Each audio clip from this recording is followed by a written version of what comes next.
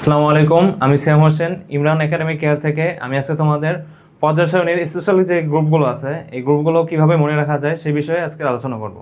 তো চলো আজকে আমরা শুরু করি পর্যায় সারণীর স্পেশাল গ্রুপগুলো। আমরা প্রথমে চ্যাপ্টারের নামটা লিখে নিই।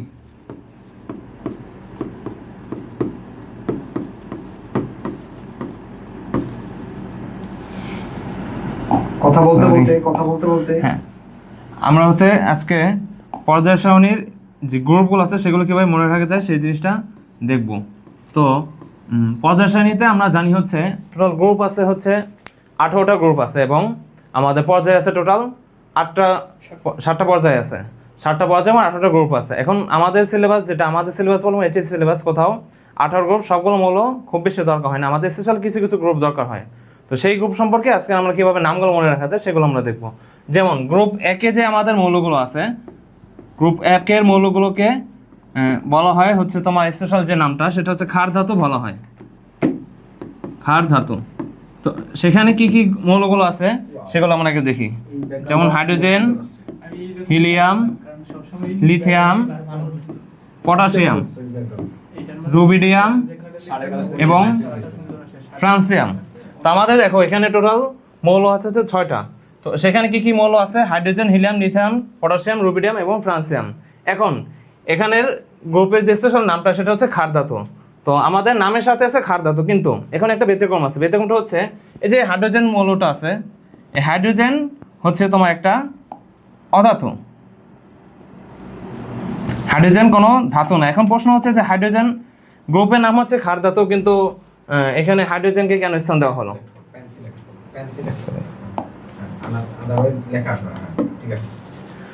কথা যে গ্রুপের নাম গ্রুপের নাম ক্ষার ধাতু, কিন্তু এই ক্ষার ধাতুর ভিতরে তোমার অধাতুকে কেন স্থান দেওয়া হলো? এখন প্রশ্ন তোমার হাইড্রোজেনকে একটা দুষ্ট মৌল বলা হয়, কারণ এর প্রপার্টিস যেগুলো এগুলো কখনো থেকেছে অধাতুর মতো দেখায়, আবার কিছু কিছু ক্ষেত্রে ধাতুর মতো হালকা কিছু হলেও এর প্রপার্টিস দেখা যায়।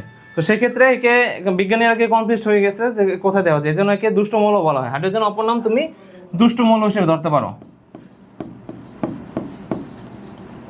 দুষ্ট মৌল। কিন্তু মূলত এটা অধাতু, এর অধাতুর প্রপার্টিসটা বেশি, সেই জন্য একে অধাতু ধরা হয়। এখানে আর বাকি যে মৌলগুলো আছে, সরি এখানে হিলিয়াম আসবে না,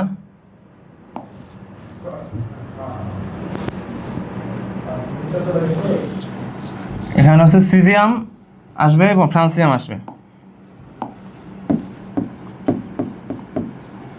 বাকি যে এখানে মৌলগুলো আছে তোমার lithium, potassium, rubidium, caesium, francium, এই মৌলগুলো সবগুলোই তোমার ক্ষার ধাতু। এবং পাশাপাশি এদের ক্ষার ধাতু বলার মূল কারণ এগুলো তোমার পানির সাথে বিক্রিয়া করে ক্ষার তৈরি করে। তো এখন আমরা দেখি তোমার পানির সাথে বিক্রিয়া করে এটা কি উৎপন্ন করতেছে। এখন দেখো, যেমন লিথিয়াম যদি তুমি পানির সাথে বিক্রিয়া করি, পানিটা লিকুইড ফর্মে থাকে, এই জন্য আমরা এল দিয়েছি। এখন দেখো লিথিয়াম কি করবে? লিথিয়াম অক্সাইড ক্রিয়েট করবে।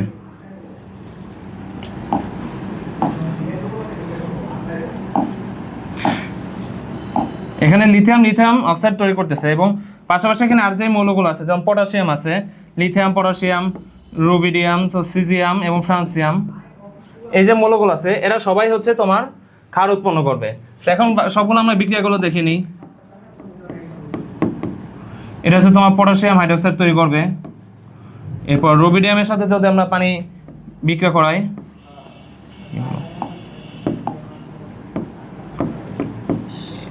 এটা পানি বিক্রিয়া করলে তোমার রুবিডিয়াম অক্সাইড তৈরি করবে। এবং সিজিয়াম ফ্রান্সিয়ামও সেম কাজই করবে, সিজিয়াম অক্সাইড এবং ফ্রান্সিয়াম অক্সাইড। কিন্তু এখানে একটা কথা তোমার এখানে যে মৌলগুলো এগুলো হাইলি রিঅ্যাক্টিভ। তোমার নিচের যে তুমি এখান থেকে নিচে যত যাবে তখন তোমার রিঅ্যাক্টিভিটি বাড়বে।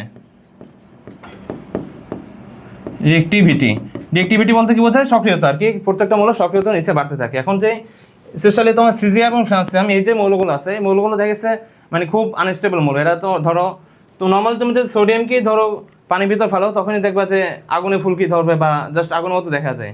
তো সোডিয়ামের চেয়ে তোমার নিচে যে মৌলগুলো আছে পটাশিয়াম, রুবিডিয়াম, ফ্রান্সিয়াম, সিজিয়াম, এগুলোর রিঅ্যাক্টিভিটি আরও বেশি। এগুলো যদি তুমি বিক্রিয়া করতে চাও সরাসরি পানির সাথে, তখন দেখা গেছে তোমার বিস্ফোরণ হবে, বিস্ফোরণের সাথে বিক্রিয়া করবে। তো সেহেতু দেখা গেছে নর্মালি এগুলো থেকে খুব সাধারণত অক্সাইড তৈরি করা হয় না। এগুলো অক্সাইড তৈরি করার পদ্ধতিটা হচ্ছে অন্যরকম, তো সেখানে খুব বেশি আলোচনায় আসে না। মূলত আমাদের কাছে লাগবে সোডিয়াম, লিথিয়াম, পটাশিয়াম। তো এরপর দেখো গ্রুপ 2 এর মৌলগুলো নিয়ে আমরা যদি আলোচনা করি,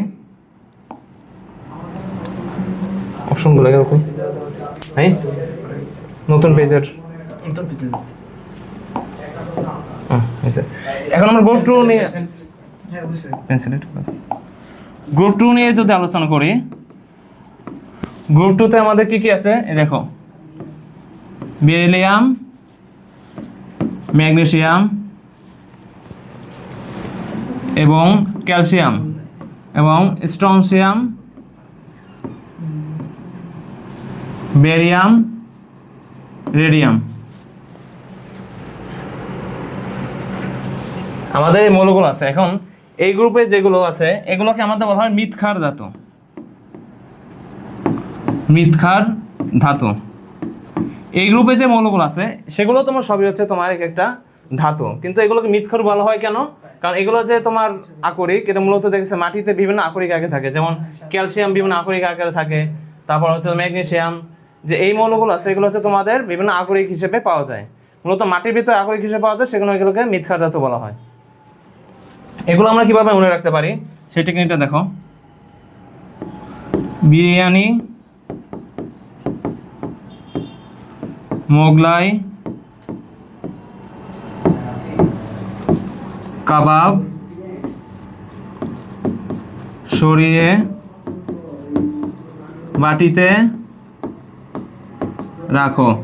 ধরো তোমার সামনে বিরিয়ানি আছে, মোগলাই আছে, কাবাব আছে, এখন খুবই তো তিনটাই লোভনীয় জিনিস, এখন ধরো সামনে কেউ আসলে তো খেয়ে ফেলবে, সেই জন্য তুমি বলতেছো একজনকে যে বিরিয়ানি, মোগলাই, কাবাব এগুলো তুমি সরিয়ে বাটিতে রেখে দাও।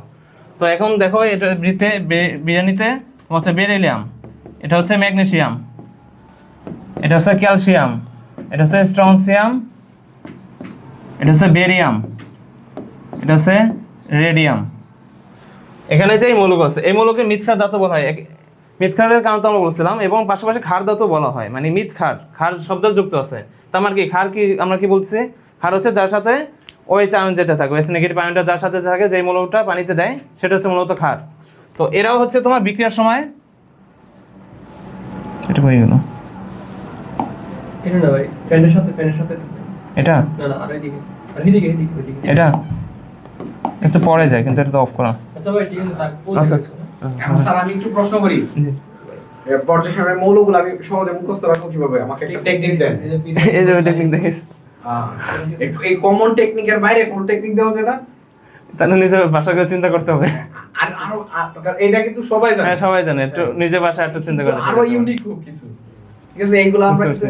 মিনালি রাখি সেচে ফেলেছে, মোগলাই, কাবাব সরিয়ে বাটিতে রাখো, এগুলো আমি যখন পড়ছি 2013-14 তে, তখন আমার এখনো কিন্তু এইগুলো এখন মনে আছে। এই ট্র্যাডিশনটা থেকে আমরা একটু বেরিয়ে আসি। তাহলে ভাই নিজের ভাষায় বসে চিন্তা করে দেখলাম, ইউনিক কিছু দিলাম।